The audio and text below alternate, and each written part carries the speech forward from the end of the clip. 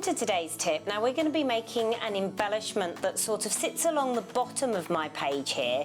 I've got a lovely photo of my son and I've just put a few pieces of cardstock together that I like the look of, and then I've got this lovely bright contrasting yellow.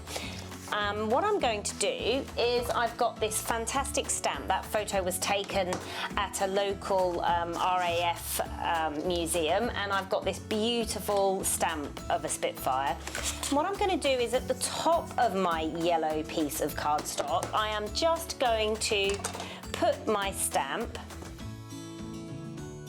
Okay, then what I'm going to do is I'm going to place this in my folder. Now this is a Sizzix embossing folder and it's really lovely. It's such a beautiful embossing folder and I use it for so many different things. Now I hope you can see that. It's just a really slight indentation. It's so beautiful.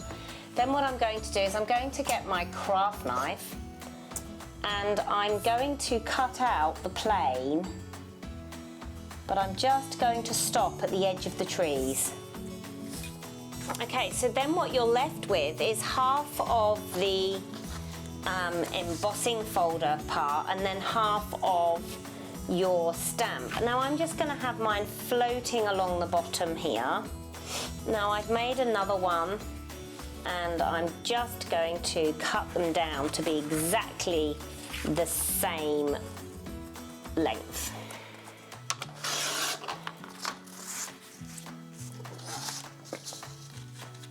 Okay, so I've just added the leftover pieces of yellow at the top there. I've taken the white mat off. The photo is so lovely in itself, and I think it looks better without it.